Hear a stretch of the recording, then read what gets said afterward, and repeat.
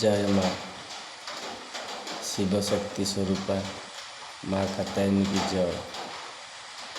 जय वीर हनुमान की जय। श्री गणेशाय नमः। जय माँ बाट मंगला, जय माँ दक्षिणकाली, जयंती मंगला काली भद्रकाली कपालिनी, दुर्गा शिवा क्षमा धात्री स्वाहा स्वधा नमस्तुते। अक्षरं परमं ब्रह्म ज्योतिरूपं सनातनम। जय माँ कात्यायनी की जय।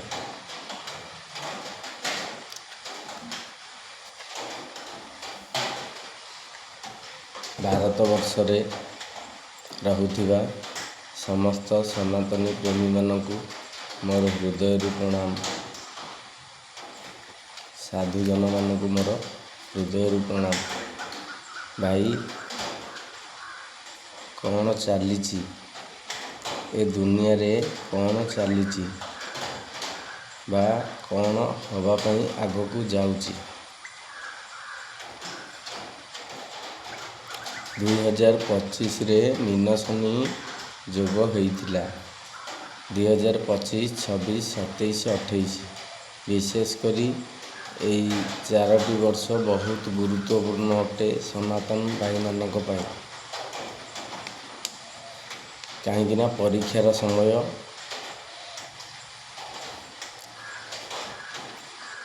तमें तो प्रथम रु भाई भारत वर्ष रे रहुथिबा जो 4टी धाम रे रहुथिबा समस्त साधु मानकु सचेतन कराई दिया जाउअछि कि महाप्रभु कर आगमन निश्चित सुनिश्चित हो जाइए। कारण एही वर्ष देवस्नान पूर्णमी रे तांकर जन्मदिन अवसर बा देवस्नान पूर्णमी रे तांकर हला प्रथम हाथी बेश बा गजानन बेश रे से प्रभुंकर जो महाराजा से आलती करुथिले। आलती दुई भाई कल्कीराम एवं बलराम आगमन निमंते से लिभेई देइछंती। संकेत कौ संकेत से तो समस्त संकेत मंदिर भीतर मध्य पथर खसिकी बलरामंकर थाली भग्न ठारू आरंभ कर बलराम मुह माड़ी पलि जगन्नाथ महाप्रभुंकर केते कौन समस्त बाना छिड़ी जावा निआ लगी केतेक संकेत मिल जाइए। ये कली जुगरे भाई जगन्नाथंकर मंदिर होची सर्वोत्तम। माने बद्रीनाथ क्षेत्र सेटा सत्ययुग पई फेमस थिला। सत्ययुग रे बद्रीनाथ क्षेत्र रे बहुत साधु संत तपस्या साधना करी उपलब्धि माने सानिध्य लाभ करिसंती। तापरे द्वितीय रेले रामेश्वरम बा रामनाथ सेठी भी किछि लोक सानिध्य लाभ करछन। तृतीय रेले द्वारिकानाथ और चतुर्थ रे पुरी जगन्नाथ माने कलिजुगर देवता। कलिजुगर समस्त सांकेतिक जगन्नाथ मंदिर ही मिलिबो। जदि सनातन धर्म को कौन सी किए भी जदि मानु थांती ताले सेटा केवल होला माने जगन्नाथ मंदिर रे परिलक्षित होउची। जगन्नाथ मंदिर रे 33 कोटी देवादेवी रही अछंती। गोटे सुदर्शन चक्र तांकर सुरक्षा दिगरे कार्य करुची। गोटे सुदर्शन सुरक्षा पई अछंती। सेहीपरि भाव ठीक अपोजिट रे गोमाता शरीर में 33 कोटी देवता बसवास कर सुरक्षा दिगरे 2टी सुदर्शन सिंह भाया अच्छा।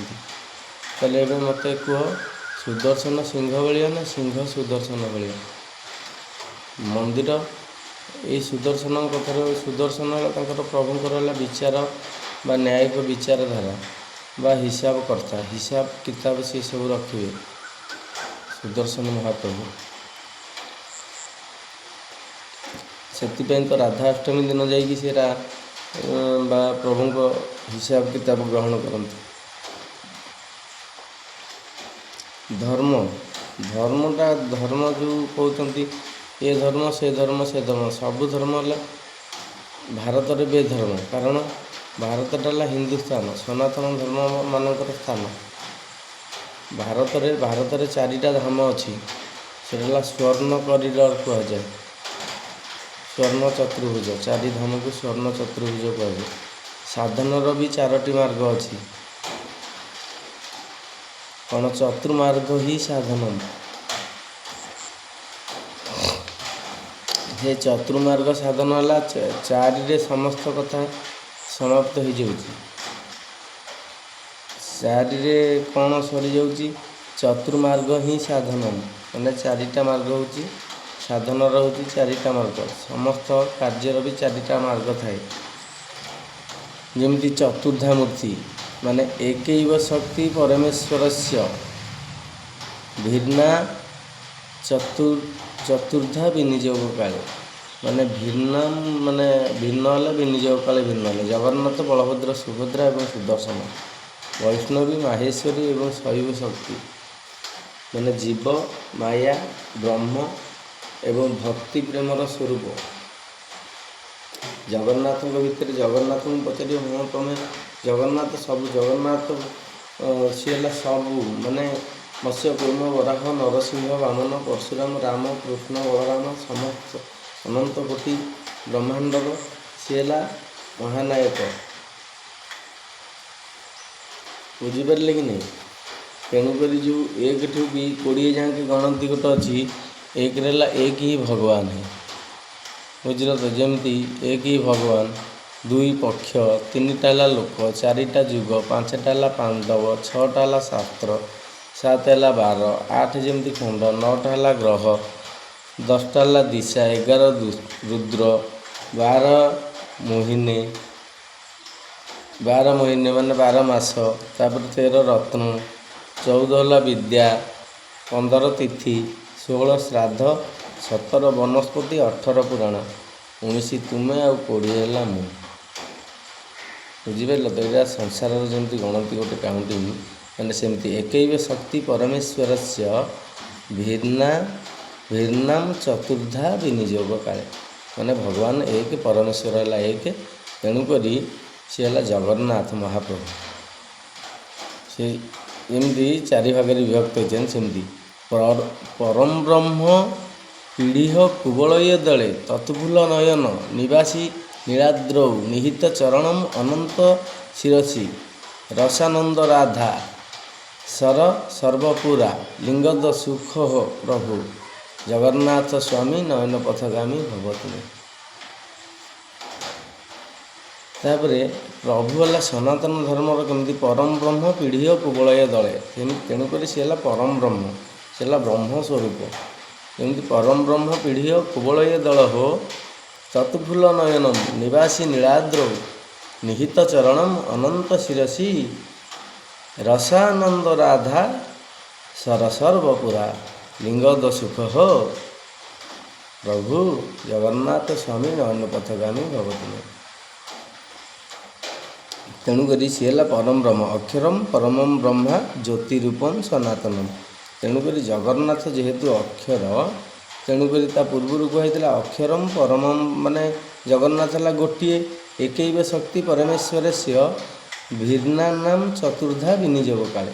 ମାନେ 1 ହେଲା ଭଗବାନ, 2 ହେଲା ଯେମିତି ପକ୍ଷ, 1 ହେଲା ଭଗବାନ। ସେ ଯେଉଁ ଭଗବାନ ହେଲା କିଏ ତୁମକୁ ବୁଝାଉଛି, ସେ ହେଲା ଜଗନ୍ନାଥ, ମାନେ ଏକୈବ ଶକ୍ତି ପରମେଶ୍ୱରସ୍ୟ ଚତୁର୍ଦ୍ଧା ବିନିଯୋଗ କାଳେ, 4ଟା ହେଲା ବିନିଯୋଗ କାଳେ। ସେଇଟା ଯେମିତି କହିଥିଲେ ଅକ୍ଷରମ୍ ପରମମ୍ ବ୍ରହ୍ମା ଜ୍ୟୋତି ରୂପମ୍ ସନାତନମ୍। ଅକ୍ଷର ହେଉଛି ପରମ ବ୍ରହ୍ମା, ଜ୍ୟୋତି ରୂପ ହେଉଛି ସନାତନ ଧର୍ମ। ସେ ସନାତନ ଧର୍ମ ହେଲା କେମିତି? ପରମ ବ୍ରହ୍ମ ପୀଡ଼ିହ କୁବଳୟ ଦଳ ହୋ ତତ୍ଫୁଲ ନୟନମ୍ ନିବାସୀ ନୀଳାଦ୍ରୌ ନିହିତ ଚରଣମ୍ ଅନନ୍ତ ଶିରସି ରସାନନ୍ଦ ରାଧା ସର ସର୍ବପୁରାହା ଲିଙ୍ଗଦ ସୁଖ ହୋ ପ୍ରଭୁ ଜଗନ୍ନାଥ ସ୍ୱାମୀ ନୟନ ପଥଗାମୀ ଭବତୁମେ। ସେ ଜଣକ ହେଉଛନ୍ତି ପ୍ରଭୁ ଜଗନ୍ନାଥ। ମାନେ କେମିତି ଯେଉଁ ଅକ୍ଷରମ୍ ପରମମ୍ ବ୍ରହ୍ମା, ଅକ୍ଷରଟା କେମିତି ପରମ ବ୍ରହ୍ମା, ଅକ୍ଷରଟା ବୁଝେଇ ଦେଉଛି। ଅକାର ନେତ୍ରଦ୍ୱୟଶ୍ଚ, ଅକାର ହେଲା ନେତ୍ରଦ୍ୱୟ, ଅକାର ନେତ୍ରଦ୍ୱୟଶ୍ଚ ଓକାର ଅଧରସ୍ତତା ଓକାର ହେଉଛି ଅଧରସ୍ଥତା। ମକାର ମୌଳି ଦେଶେ ଚ, ମକାର ମୌଳି ଦେଶେ ଚମ୍ ନାଦ ବିନ୍ଦୁ ପ୍ରକଟିତା। ନାଦ ବିନ୍ଦୁ ପ୍ରକଟିତା, ଏ ପାଞ୍ଚଟାକୁ ମିଶେଇକି ସେ ହେଲା ଭଗବାନ। ସେ ପାଞ୍ଚଟା ହେଲା ତତ୍ତ୍ୱ ଭ ଗ ବା ଅ ନ, ସେ ହେଲା ଏ ପାଞ୍ଚଟାକୁ ନେଇକି ସେ ହେଲା। ତେଣୁକରି ଜଗନ୍ନାଥ ହେଉଛନ୍ତି ସନାତନ ଧର୍ମର ପ୍ରତୀକ। ତେଣୁକରି ଯବନମାନେ ଯେତେବେଳେ ବି ଆସିଛନ୍ତି ଜଗନ୍ନାଥ ମନ୍ଦିରକୁ ଆକ୍ରମଣ କରିବା ପାଇଁ, ଜଗନ୍ନାଥଙ୍କୁ କ୍ଷତି ପହଞ୍ଚାଇବା ପାଇଁ ଯବନମାନେ ଆସିଛନ୍ତି ଜଗନ୍ନାଥଙ୍କୁ ଅନେକ ଅକଥନୀୟ ଅତ୍ୟାଚାର ଦେବା ପାଇଁ। ତେଣୁକରି ସନାତନକୁ ନଷ୍ଟ କରିବା ପାଇଁ, ସନାତନ ଧର୍ମକୁ ନଷ୍ଟ କରିବା ପାଇଁ। ତେଣୁକରି ଯେତେକ ଯିଏ ଆସିଛନ୍ତି, ଯେଉଁ କଳା ପାହାଡ଼ ହେଉନା କାହିଁକି, ଯିଏ ଯେତେକ ଯବନମାନେ ଆକ୍ରମଣ କରିଛନ୍ତି ଭାରତକୁ। ତେଣୁକରି ଜଗନ୍ନାଥ ହେଉଛନ୍ତି ଯେଉଁ ଗୋଟିଏ, ତେଣୁକରି ସେ ବୌଦ୍ଧ ଅବତାରରେ ଅବସ୍ଥାନ କରିଛନ୍ତି। ଯେଉଁ ବୌଦ୍ଧ ଅବସ୍ଥାରେ ଅବସ୍ଥାନ କରିଛନ୍ତି, ଯେଉଁ ବୌଦ୍ଧ ଅବତାରରେ ଅବସ୍ଥାନ କରିବା ପୂର୍ବରୁ ସେ ଗୋଟେ ସେଟିଂ କଲେ, ସେଟିଂ କରିଥିବେ ନା ସେଟିଂ କରିଛନ୍ତି। କିନ୍ତୁ ପୃଥିବୀଟା ଗୋଟେ ପୃଥିବୀ ରୂପକ ପଞ୍ଜୁରୀରେ ସୂର୍ଯ୍ୟ ଚନ୍ଦ୍ର ଯୋଡ଼େ କ୍ୟାମେରା, ସମୁଦ୍ର ଆଉ ଗୋଟେ ପାଚେରୀ। ପୃଥିବୀ ରୂପକ ପଞ୍ଜୁରୀରେ ସମୁଦ୍ର ରୂପକ ଗୋଟେ ପାଚେରୀ, ତା ଦେହରେ ସୂର୍ଯ୍ୟ ଚନ୍ଦ୍ର ଯୋଡ଼େ କ୍ୟାମେରା, ଭଗବାନଙ୍କର ଆଖି ଥିବ। ସୂର୍ଯ୍ୟ ଚନ୍ଦ୍ର ପୁରା ମଣିମା ତବ ମେନି ନୟନ, ସୂର୍ଯ୍ୟରୁ ଝରିଲା ଅନଳ ଏତ ତବ କାରଣ। ସୂର୍ଯ୍ୟ ଚନ୍ଦ୍ର ଯୋଡ଼େ କ୍ୟାମେରା, ତାଙ୍କ ଆଖି ସଦୃଶ, ସେ ହେଲା କ୍ୟାମେରା। ତାପରେ ସେ କ୍ୟାମେରା କାଳେ ବାଦଲ ଫାଦଲ ଘୋଡ଼ି ହେଇଯିବ, ବର୍ଷା ହେଲେ କ୍ୟାମେରା କାଳେ କାମ କରିବନି। ତେଣୁକରି ଚିତ୍ରକୁ ଗୁପ୍ତ ହିସାବରେ ପ୍ରତିଟି ଜୀବର ଆଖିରେ ଖଞ୍ଜା ହେଲା। ପ୍ରତିଟି ଜୀବର ଆଖିରେ ଖଞ୍ଜିବା ହେତୁ ସେ ନିଜେ ବୌଦ୍ଧ ଶରୀର ଗ୍ରହଣ କଲେ। ବୌଦ୍ଧ ଶରୀର ଗ୍ରହଣ କରିବା ହେତୁ ମାନେ ନୀଳାଞ୍ଚଳରେ ବସିଲେ। ବୁଝିଲେ କି ନାହିଁ? ଜଗନ୍ନାଥ ସେଠି ବସିଲେ ନୀଳାଞ୍ଚଳରେ।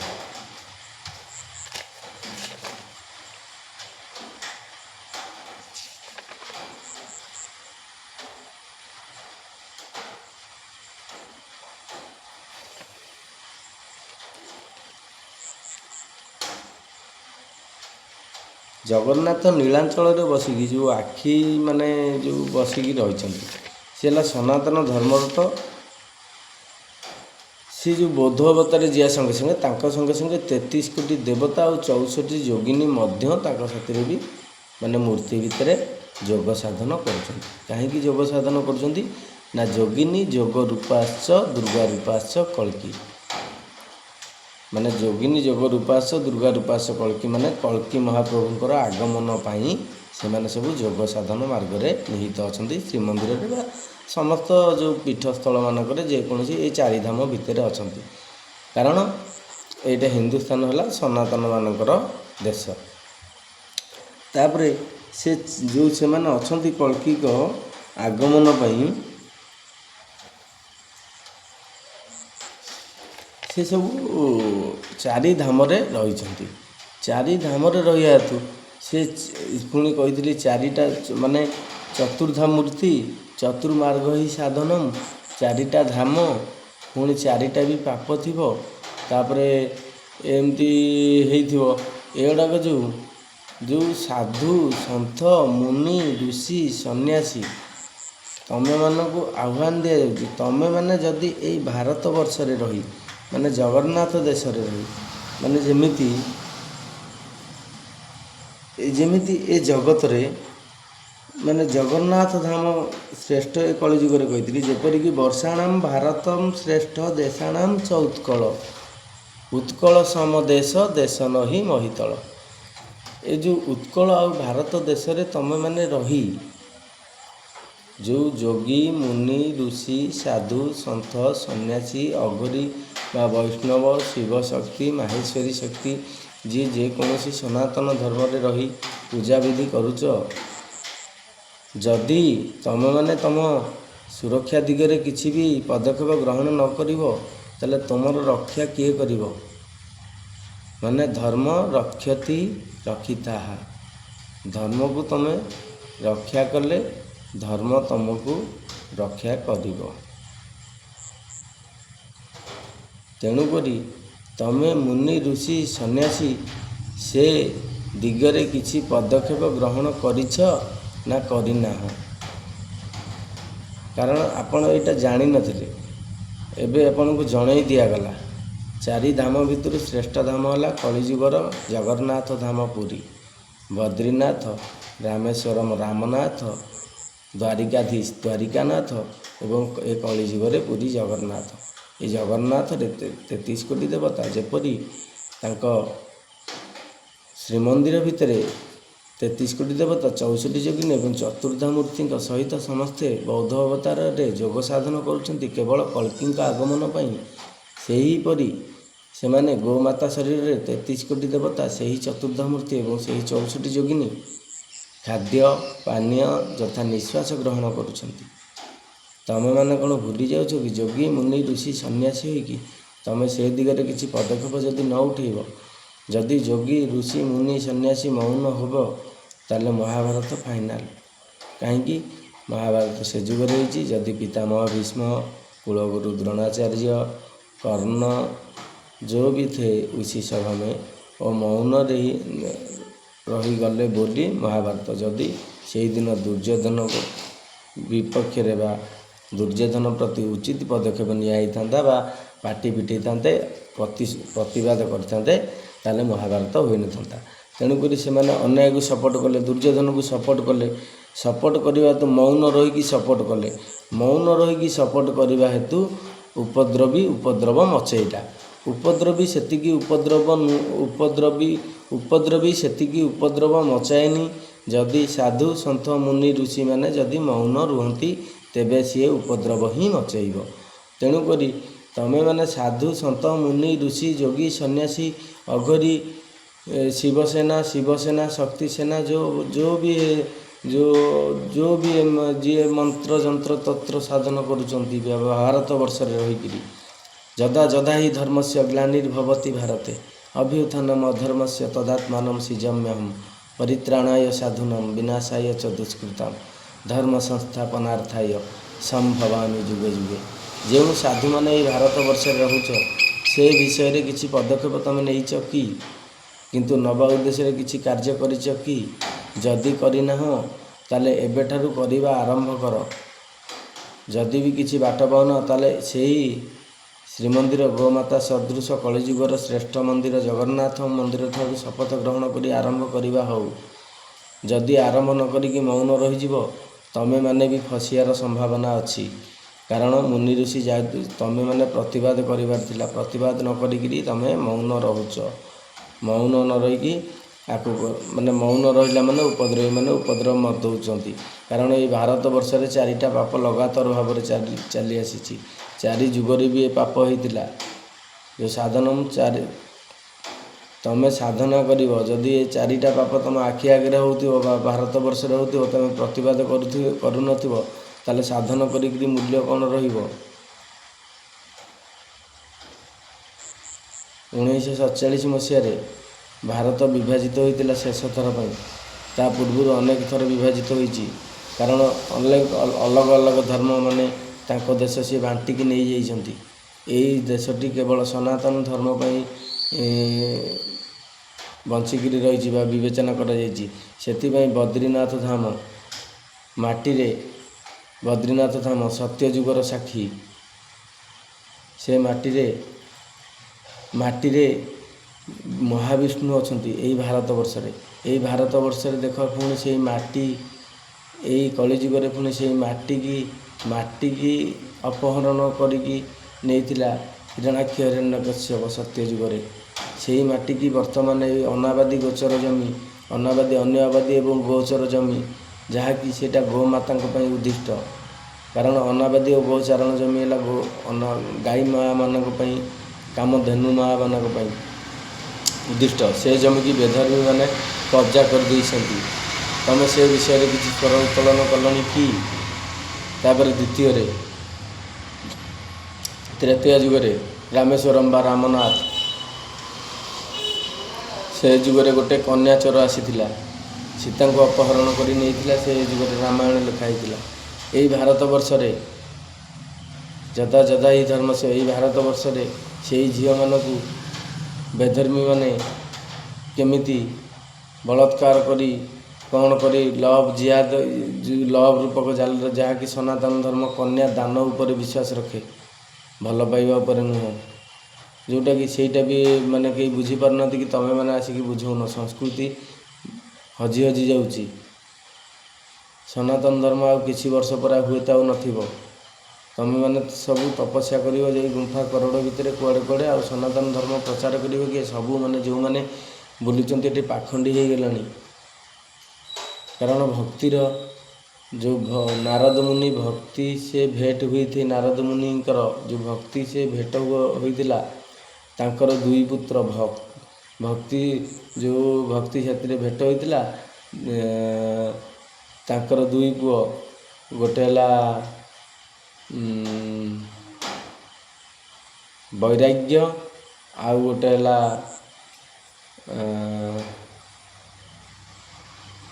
ଭଗବାନ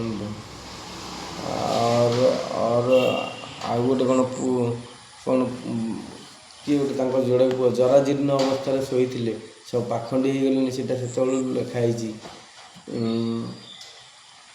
କିନ୍ତୁ ତମେମାନେ ଯଦି ମୌନ ରହିବ, ତେଣୁକରି ଏଇଟା ଗଲା କନ୍ୟା ଉପରେ, ଏଇଟା କଳିଯୁଗରେ ଆସିଲା। କନ୍ୟା ଉପରେ ଯେଉଁ ତ୍ରେତୟା ଯୁଗରେ କହୁଥିଲି, କନ୍ୟା ଏଇନେ ହରଣ କରି କନ୍ୟା ଉପରେ କ'ଣ ବିପଦ ଆସିଲାଣି। ତମେ ମୌନ ରହିଗଲେ କ'ଣ ଏଇଟା ହେଇଯିବ ଠିକ୍? ତାପରେ ତୃତୀୟରେ ଆସିଲା ଦ୍ୱାରିକାଧୀଶ ବା ଦ୍ୱାରିକାନାଥ। ସିଏ ହେଲା ଗାଈ ପାଇଁ ଫେମସ୍। ଯେଉଁ ଗୋମାୟାଙ୍କର ଯେଉଁ ସମ୍ପତ୍ତି ଗୁଡ଼ାକ ଅଛି, ଗୋଚର ଜମି ତାଙ୍କ ନାଁରେ ଲିଖିତ, ଯାହା ନାଁରେ ଯାହା ସମ୍ପତ୍ତି ଅଛି ତା ସମ୍ପତ୍ତି କେହି କାହାକୁ ଦେଉନାହଁ। ଗୋମାତାଙ୍କ ସମ୍ପତ୍ତି ହଡ଼ପ କରିଛ କାହିଁକି? ସେଠି ଗୋଶାଳା କାହିଁକି ନ ହେଇଛି? ଯେହେତୁ ଏ ଭାରତ ବର୍ଷରେ ସନାତନ ମାନଙ୍କର ଯେହେତୁ 33 କୋଟି ଦେବତା ଗୋମାତାଙ୍କ ଶରୀରରେ ବସବାସ କରୁଛନ୍ତି, ଏ ଚାରିଧାମ ଭିତରେ ବା ଏଇ ଭାରତ ବର୍ଷ ଭିତରେ ଗୋହତ୍ୟା ହେଉଛି। ତମେମାନେ ସହୁଛ କେମିତି? ଯୋଗୀ ମୁନି ଋଷି ସନ୍ନ୍ୟାସୀ ସହୁଛ କେମିତି? ତାପରେ ଚତୁର୍ଥ ପଏଣ୍ଟ, ମନ୍ଦିରର ହୁଣ୍ଡିରେ ଯେଉଁ ସେଇଟା ବି ତମର ଗୋଦାନ। ଗୋଟେ ହେଲା, ପ୍ରଥମେ ହେଲା ଜମିଦାନ, ସନାତନ ଧର୍ମର ଅଛି ଜମିଦାନ, ଦ୍ୱିତୀୟରେ ହେଲା କନ୍ୟାଦାନ, ତୃତୀୟରେ ହେଲା ଗୋଦାନ। ସେଇଟା ହେଲା ପୁଣି ପ୍ରଥମରେ ହେଲା ଜମି ଚୋର, ଦ୍ୱିତୀୟରେ କନ୍ୟା ଚୋର, ତୃତୀୟରେ ହେଲା ଗାଈ ଚୋର। ତାପରେ ଏଇ ଯେଉଁ କେତେ ଆଉ ବୁଝେଇବି ଭାଇ, ଏମିତି ଅନେକ କଥା ଅଛି, ଅନେକ କଥା, ବହୁତ କଥା କହିବାର ଅଛି। ମହାପ୍ରଭୁ ଆସିଲେ ଏଗୁଡ଼ାକ ସବୁ ତ ବଖାଣିବେ ସାରା। ଯେମିତି ହେଲେ କଳ୍କୀ ମହାପ୍ରଭୁ ଆସିଲେ ଏଇଟା ଯେମିତି ହେଲେ ବଖାଣିବେ। ତେଣୁକରି ତମେମାନେ ଟିକେ ସଜାଗ ହେଇଯାଅ, ଜାଗ୍ରତ ହେଇଯାଅ। ତାପରେ ଚତୁର୍ଥରେ ହେଲା ମନ୍ଦିର ହୁଣ୍ଡିର ଦାନ। ଜଗନ୍ନାଥ ମନ୍ଦିରର ହୁଣ୍ଡିର ଦାନ ଏଇଟା ଏବେ ଭାରତ ବର୍ଷରେ କାହିଁକି ଦିଆଯାଉଛି? କାରଣ ଏଇଟା ସନାତନ ଧର୍ମର ପ୍ରତୀକ ବା ଆମ ଦେଶର ସଂସ୍କୃତି ପରମ୍ପରାକୁ ବଜାୟ ରଖିବା ପାଇଁ ମନ୍ଦିର ହୁଣ୍ଡିର ପଇସା ମାନେ ସରକାରଙ୍କୁ ଦିଆଯାଉଛି ବା ଦେଶରେ ହିତ ସାଧନ କାର୍ଯ୍ୟରେ ଲାଗୁଅଛି। ବା ସେଇଟା ଯଦି ତମେ ସନାତନ ଧର୍ମ ନ ରହିବ ବା ତମେମାନେ ନ ରହିବ, ତାହେଲେ ସେ ମନ୍ଦିରର ହୁଣ୍ଡି କି ପଇସା କେଉଁଠୁ ଆସିବ? ଯେଉଁ ବେଦର୍ମୀମାନେ ସବୁ ତ ଲଭ୍ ଜିହାଦ କରିକି ସବୁ କରୁଛନ୍ତି, ତାହେଲେ ଧର୍ମାନ୍ତୀକରଣ କରୁଛନ୍ତି ଏଇ ଭାରତ ବର୍ଷରେ। ଯଦି ହରେ କୃଷ୍ଣ ହରେ ରାମ ହରେ କୃଷ୍ଣ କୃଷ୍ଣ କୃଷ୍ଣ ହରେ ହରେ, ହରେ ରାମ ରାମ ରାମ ହରେ ହରେ, ଏହି ମହାମନ୍ତ୍ର ଯଦି ପ୍ରଚଳିତ ହୋଇଥାଏ, ତାହେଲେ ଏଇ ଭାରତ ବର୍ଷରେ ଯଦି ଚଳିବାକୁ ହେଲେ ତମେ ରାମଙ୍କ ଭଳି ଚଳ, ନହେଲେ କୃଷ୍ଣଙ୍କ ଭଳି ଚଳ। ଏଇଟା ତମ ଉଦାହରଣ ଦିଆଯାଇଛି। ରାମ ସୀତା ସିଏ ହେଲା ଦୁଇ, ତାଙ୍କର ଲବକୁଶ ଦୁଇ, ତାଙ୍କର ମରଣ ନାହିଁ। ତାମାନେ ଆମେ ଦୁଇ, ଆମର ଦୁଇ, ଲବକୁଶଙ୍କର ମରଣ ନାହିଁ। କୃଷ୍ଣ ଏକ, ତାଙ୍କର ଅନେକ ପୁଅ। ଦେଖିଲା ଆସିକୁ ଏରାକାରବନରେ ସମସ୍ତେ ମରିଗଲେ, ସ୍ୱୟଂ ମହାପ୍ରଭୁ ଶ୍ରୀକୃଷ୍ଣ ମଧ୍ୟ ମରିଗଲେ। ତଥାପି ଆପଣମାନେ ବୁଝିପାରିଲେନି। ତେଣୁକରି ଏହି ଭାରତ ବର୍ଷରେ ଏକ ନାରୀ ଅପେକ୍ଷା ଦ୍ୱିତୀୟ ନାରୀ ରମଣ କଲେ ତାକୁ ବଳତ୍କାରୀ ବୋଲି ଦିଆଯିବା ଉଚିତ କି ନୁହେଁ? ତମେ ସାଧୁ ସନ୍ତମାନେ ଉତ୍ତର ଦିଅ। ନହେଲେ ବେଧର୍ମୀମାନେ 4-5ଟି ଆମର ଏଇ ହିନ୍ଦୁ କନ୍ୟାମାନଙ୍କୁ ଟାର୍ଗେଟ କରି ବିବାହ କରୁଛନ୍ତି। ତମେମାନେ କ'ଣ କହିବ ସେ ଉଦ୍ଦେଶ୍ୟରେ? ସେ ତ ସବୁ ତାଙ୍କୁ ଡାଇଭର୍ସ କରିଦେବେ, ସବୁ ଚେଞ୍ଜ କରିଦେବେ। ତାହେଲେ ତମେମାନଙ୍କୁ ମନ୍ଦିର ନାଁ ଥିବ, ଯିଏ ଯେତେବେଳେ ବି ଯବନମାନେ ଆସିଛନ୍ତି ମନ୍ଦିର ଉପରେ ଆଟାକ୍ କରୁଛନ୍ତି, ଝିଅ ବୋହୂଙ୍କ ଉପରେ ଆଟାକ୍ କରୁଛନ୍ତି, ଆମ ଧର୍ମ ସଂସ୍କୃତି ପରମ୍ପରା ଉପରେ ଆଟାକ୍ କରୁଛନ୍ତି। ତମେମାନେ ସହୁଛ କେମିତି? ତମମାନଙ୍କ ଭିତରେ ଗୋଟେ ୟୁନିଟି ନାହିଁ ବୋଲି ତମେମାନେ ବହୁତ ସହିଲଣି। ତେଣୁକରି ମୋର କହିବାର ଉଦ୍ଦେଶ୍ୟ ହେଉଛି, ଏ ଭାରତ ବର୍ଷରେ ସ୍ୱର୍ଣ୍ଣ ଚତୁର୍ଭୁଜ ସନାତନୀ ସେନା ତିଆରି କରାଯାଉ, ଯାହାକି ଏଇଟା ଚାରି ଧାମର ସଂସ୍କୃତିକୁ ବଜାୟ ରଖିବ। ଆଉ ଏ ସଂସ୍କୃତିରେ ସନାତନ ମନ୍ଦିରର ହୁଣ୍ଡି ଯେହେତୁ ଆମେ ସରକାରଙ୍କୁ ଦେଉଛେ, ଆମର ଏଇଟା ହିନ୍ଦୁ ରାଷ୍ଟ୍ର ସ୍ଥାପନ ନିମନ୍ତେ କରାଯାଉ। ଆଉ ଯେଉଁ ବେଧର୍ମୀମାନେ ଆମର ଏ ଭାରତବର୍ଷରେ ଅଛନ୍ତି, ସେମାନେ ଏ ଭାରତର ସମ୍ବିଧାନ ବା ନିୟମ ବା ସନାତନ ନିୟମ ଅନୁସାରେ ରହିବାକୁ ବାଧ୍ୟ। ଆଉ ଯଦି ତମେମାନେ ଏତିକି ବେଳୁ ନ ତିଆରିବ, ତାହେଲେ 2000 ତମମାନଙ୍କୁ ଏତିକି ବେଳୁ ଆହ୍ୱାନ ଦିଆଯାଉଛି, ପୁରୀ ଆସିକି ଏଇଟାକୁ ତିଆରି କରାଯାଉ, ଗ୍ରୁପଟା ତିଆରି କରାଯାଉ। ମାନେ ସ୍ୱର୍ଣ୍ଣ ଚତୁର୍ଭୁଜ ସନାତନ ସେନା ଚାରି ଧାମର କନେକ୍ସନ୍ ପାଇଁ ବଦ୍ରିନାଥ, ଦ୍ୱାରିକାନାଥ, ରାମନାଥ, ପୁରୀ ଜଗନ୍ନାଥ ଚାରି ଧାମର ସଂଯୋଗ ନିମନ୍ତେ ତମକୁ ଜଣାଇ ଦିଆଯାଉଅଛି। ଏଇଟା ସ୍ୱତନ୍ତ୍ର ଭାବରେ କରାଯାଉ। ଏ ଚାରିଧାମ ଭିତରେ ଏ ଚାରୋଟି ଚୋରି ହେଇପାରିବ ନାହିଁ। ଚାରୋଟି ଜିନିଷ, ଗୋଟେ ହେଲା ଜମି, ଅନାବାଦୀ ଗୋଚର ଜମି ଡିଟେକ୍ଟ କରାଯିବ, ସେଇଟା ଗୋଶାଳା, ଗୁରୁକୁଳ ଏଇମାନଙ୍କ ଉଦ୍ଦେଶ୍ୟରେ କାର୍ଯ୍ୟ କରାଯିବ। ତାପରେ ଦ୍ୱିତୀୟରେ, ଏ ଭାରତବର୍ଷରେ କନ୍ୟାଙ୍କ ପ୍ରତି କିଛି ଅସଦାଚରଣ ହେଇପାରିବ ନାହିଁ, କାରଣ ଏଇଟା ଆମ ସନାତନ ଧର୍ମ ଶାସ୍ତ୍ର ବିରୋଧୀ। କାରଣ ସନାତନ ଧର୍ମରେ ଗୋଟେ ଜମିଦାନ, ଗୋଟେ କନ୍ୟାଦାନ, ଗୋଟେ ହେଲା ଗୋଦାନ, ଆଉ ଗୋଟେ ହେଲା ମନ୍ଦିର ହୁଣ୍ଡିରେ ଦାନ, ଆଉ ଦାନ ନାହିଁ। ଏଇ ଚାରିଟା ଚତୁର୍ମାର୍ଗ ହିଁ ସାଧନମ୍, ଚାରି ଯୁଗ ଚାରି ଦୁଆର ସବୁ ଏଇ ଚାରିଟା ହେଇପାରିବ ନାହିଁ। ଆଉ ଗୋଟେ ହେଲା ଦ୍ୱାରିକାନାଥ, ଯେଉଁ ଆମର ଗୋମାୟାଙ୍କ ଉପରେ କିଛି ହସ୍ତକ୍ଷେପ ହେଇପାରିବନି। ଚତୁର୍ଥରେ ମନ୍ଦିର ହୁଣ୍ଡିରେ କିଛି ହେଇପାରିବନି, ସେଇଟା ମନ୍ଦିର ହୁଣ୍ଡିର ପଇସା ଏଇ ହିତ ସାଧନ କାର୍ଯ୍ୟରେ ଲାଗିବ। ବୁଝିପାରିଲେ କି? ଯଦି ଆପଣମାନେ ପୁରୀ ଆସିକି ନ ତିଆରିବେ, ତାହେଲେ ମୁଁ କହିଦେଉଛି ଆଗୁଆ ଭାଇ, ଲେଖିକି ରଖିଦିଅନ୍ତୁ, ଟୋପେ ବାଉଳା ନାହିଁ। 2025ରେ ଯେଉଁ ମିନସନୀ ସଂଯୋଗଟା ହେଇଛି, 2025, 26, 27, 28, 29 ଏଇ 5 ବର୍ଷ ପ୍ରକୃତିର ତାଣ୍ଡବ ଦେଖିବ। କାରଣ ଭାରତବର୍ଷ ବହୁତ ସହିଲାଣି, 5128 ବର୍ଷ ସହିଲାଣି, ଆଉ ସହିବାର ପେସେନ୍ସ ନାହିଁ। ତେଣୁକରି ମାଳିକା କଥା ଅନୁସାରେ ବୁଝିପାରୁଥିବ, ଫିନିଶ ହେଇଗଲାଣି। ତେଣୁକରି ଜାଗ୍ରତ ହୋଇଯାଅ ସାଧୁମାନେ। ତମେ ଯଦି ପୁରୀ ଆସିକି ସ୍ୱର୍ଣ୍ଣ ଚତୁର୍ଭୁଜ ସେନା ନ ତିଆରିବ, ସନାତନୀ ସେନା ନ ତିଆରିବ, ତାହେଲେ ତିଆରିବା ପାଇଁ 2029, 30, 31, 32 ଏ 4 ବର୍ଷ ମଧ୍ୟରେ 13 ସୁଆର, 8 ବସୁ ଆଉ 5 ସଖା, କଳ୍କୀ ମହାପ୍ରଭୁ ଆଉ ବଳରାମ ମହାପ୍ରଭୁ, ଏମାନେ ତିଆରିଟା ଫାଇନାଲ। ବୁଝିପାରିଲ ତ? ଏମାନେ ଅଛନ୍ତି। ତାପରେ 8 ଚିରଞ୍ଜୀବୀ ଅଛନ୍ତି, ଏମିତି କେତେ କେତେ ଅଛନ୍ତି। ମେନ୍ ବିଶେଷ କରି କହିଥିଲି। ଆଉ ଯେଉଁ 25ରୁ 29 ଯାଏଁ କହିଲି, ୟା ଭିତରେ କ'ଣ ହେବ? ମାନେ ପ୍ରକୃତିର ଜଳ ପ୍ରଳୟ ହେବ, ସୂର୍ଯ୍ୟଙ୍କର ଉତ୍ତାପ, କେଉଁଠି ବାତ୍ୟା, ବନ୍ୟା, ମରୁଡ଼ି, ଦୁର୍ଭିକ୍ଷ, ଭୂମିକମ୍ପ, ତାପରେ ମାନେ ଗୁଳିକାଣ୍ଡ, ହିଂସାକାଣ୍ଡ, ନିଆଁକାଣ୍ଡ, ତାପରେ ଯେଉଁଠି ନ ହେବା କଥା ହେବ, ଏମିତି ଦେଖିବ। ବିଶ୍ୱାସଘାତକ ଏଇଭଳିଆ ଦେଖିବ। ଦେବ ଆଉ 4 ଜଣ, ଯେମିତି ଦେବ, ଦାନବ, ମାନବ, ବିଶ୍ୱାସଘାତକ, ଏଇ 4 ଜଣ କଳିଯୁଗରେ ଗୋଟିଏ ଶରୀର ଭିତରେ ବସିଛନ୍ତି ନା, ସିଏ ବି ତାଙ୍କ କରାଳ ରୂପ ଦେଖେଇବେ। ତେଣୁକରି ମା ରାହାଣ କାଟ ଇଏ ସବୁ ହେବ। ତେଣୁକରି ସତ୍ୟ ଯୁଗରେ ଯେମିତି,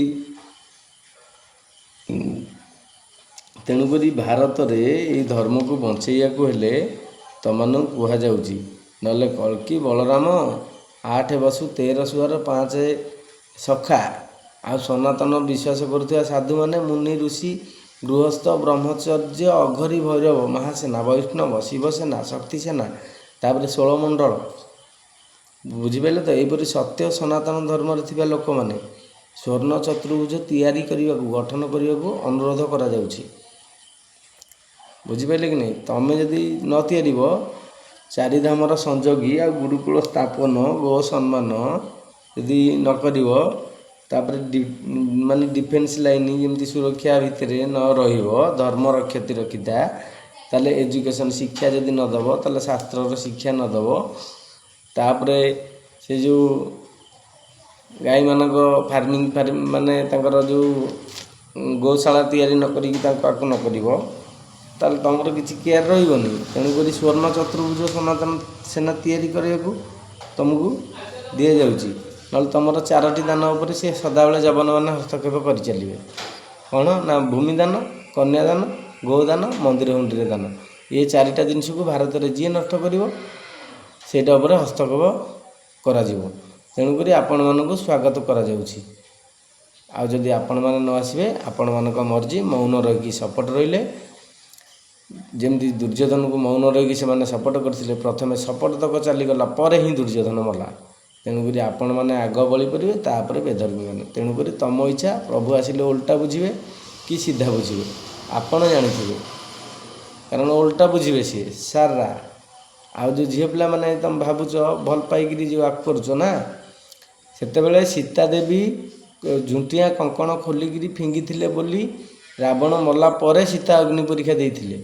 କିନ୍ତୁ ଏବେ ତୁମେ ଯେଉଁ ଯେ ଭଲ ପାଇକିରି କିଏ କ'ଣ କେଉଁଠି ଖୋଲିକିରି ଆକୁ କରୁଛ ନା, ତେଣୁକରି ଆଗ ମା ସୀତା ଦେବୀ ତମେମାନେ ଏଇ ଯେଉଁ କଳିଯୁଗର ମା ସୀତା ସାବିତ୍ରୀ ଦେବୀ ମାନେ ତମେମାନେ ଆଗ ଅଗ୍ନି ପରୀକ୍ଷା ଦେଲେ ତାପରେ ରାବଣ ବାହାରିବ।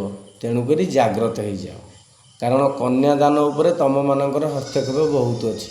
କାରଣ ତୁମେ ଭଲ ପାଇକିରି କେଉଁ କନ୍ୟାମାନେ ଆଉ ଦାନ ହେଉନ, ବୁଝିପାରିଲ ତ? ତେଣୁକରି ଜାଗ୍ରତ ହେଇଯାଅ। ଆଗୁଆ ତମମାନଙ୍କ ପାଇଁ ଏଇ ଗୋଟାକ ଉପଦେଶ, ଯଦି ସନାତନ ଧର୍ମରେ ରହିବାକୁ ଅଛି। ନଚେତ୍ ଯଦି ମହାପ୍ରଭୁ ଆସନ୍ତି ସିଏ 4ଟି ଭାଗରେ ପୁଣି ବିଭକ୍ତ କରିଦେବେ। ଗୋଟେ ଭାଗ ହେଲା ପୁରୁଷ, ଆଉ ଗୋଟେ ଭାଗ ହେଲା ନାରୀ, ଆଉ ଗୋଟେ ଭାଗ ହେଲା କ୍ଳୀବଲିଙ୍ଗ, ଆଉ ଗୋଟେ ହେଲା ବେଶ୍ୟା। ପୁରୁଷ ହେଉ ବା ନାରୀ ହେଉ। ତେଣୁକରି ଏଇଟା ବେଶ୍ୟା ମୋହର କେବେ ମୁଣ୍ଡରେ ମାରନି, ନହେଲେ ମୁଣ୍ଡରେ ମାରିଦେବେ ସିଏ ଠୋପା କରି। ଏଇଟା ଯଥାଶୀଘ୍ର ହେବାକୁ ଯାଉଛି 2028-29 ଭିତରେ, 29-30 ଭିତରେ ସିଏ ହେଇଯିବ କାର୍ଯ୍ୟ। କାରଣ ଇଏ ଏବେ ଆକ୍ସନ, କାରଣ ପୃଥିବୀ ବହୁତ ମାତ୍ରା ସହିଲାଣି, ଆଉ ସହିବା ଦିଗରେ ସିଏ ନାହିଁ। ବୁଝିପାରିଲେ କି ନାହିଁ? ତେଣୁକରି ଏତିକି ବେଳୁ କୁହାଯାଉଛି। ଆଉ ଯଦି ତମେମାନେ ନ ରହିବ ତାହେଲେ ନ ରହିବ, ଆଉ କ'ଣ କରିବା?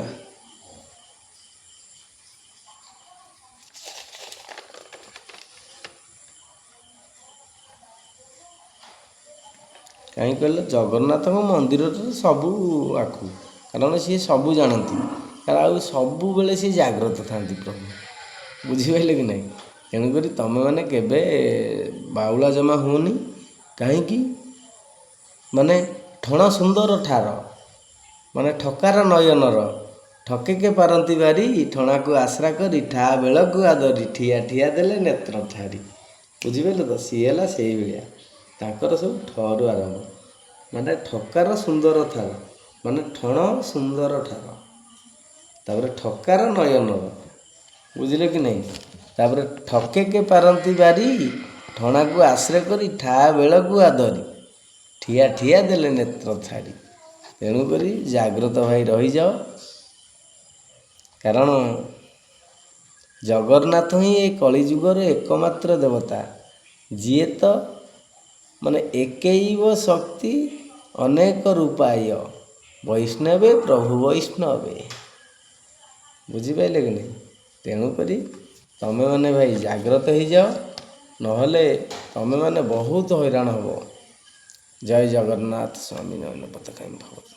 ପ୍ରଭୁ ଏତିକି କହି ମୁଁ ରଖୁଛି ଭାଇମାନେ। ତେଣୁକରି ଆପଣମାନଙ୍କୁ ଅନୁରୋଧ କରାଯାଉଛି, ସ୍ୱର୍ଣ୍ଣ ଚତୁର୍ଭୁଜ ସେନା ପୁରୀ ଆସି ଏ କଳିଯୁଗର, ଯେମିତି ଶ୍ରେଷ୍ଠ ଯୁଗ ହେଲା କଳିଯୁଗ, ଧର୍ମ ଅର୍ଥ କାମ ମୋକ୍ଷ ସବୁ ଯେମିତି ଗୋଟିଏ ପାଦରେ ବି, ମାନେ 4 ଯୁଗ, ସେତେବେଳେ ଧର୍ମର 4 ପାଦ ଥିଲା, ଧର୍ମ ଚାଲୁଥିଲା, ତାପରେ ଧର୍ମର 3 ପାଦ ହେଲା, ଧର୍ମ ଚାଲିଲା, 2 ପାଦରେ ଧର୍ମ ଚାଲିଲା, ପୁଣି 1 ପାଦରେ ଧର୍ମ ଚାଲୁଛି। କଳିଯୁଗର ନାମ ଶ୍ରେଷ୍ଠ, କଳିଯୁଗର ପ୍ରଭୁ ଶ୍ରେଷ୍ଠ, ଜଗତର ନାଥ ସିଏ। କଳିଯୁଗରେ ଯିଏ ସବୁ କଳିଯୁଗରେ କିଛି ରାକ୍ଷସ ମାନେ ଜନ୍ମ ହୋଇନାହାନ୍ତି, କୌଣସି ରାକ୍ଷସ ଜନ୍ମ ହୋଇନାହାନ୍ତି। ଏମିତି ବହୁତ ବାଲା ସବୁ ମେର୍ଛ ପ୍ରକୃତିର ହେବେ, ଏମିତି ବହୁତ ଅଛନ୍ତି। ତେଣୁକରି ୟାପରେ କଳ୍କୀଙ୍କର ଆବାହନ ନିମନ୍ତେ ବା କଳ୍କୀ ଆସିବେ ବୋଲି ବା କଳ୍କୀଙ୍କର ବହୁତ କାର୍ଯ୍ୟ ପାଇଁ ବା ବାକି ରହିଯାଇଛି। ତେଣୁକରି ତୁମମାନେ ଜାଗ୍ରତ ହେଇଯାଅ। ମହାପ୍ରଭୁ ସଜାଗ ହେଇଗଲେଣି। କଳ୍କୀ ଅବତାର ଅଲରେଡ଼ି ସେ ନେଇଗଲେଣି। ସେ ଖାଲି ଆସିବା ବାକି ଅଛନ୍ତି।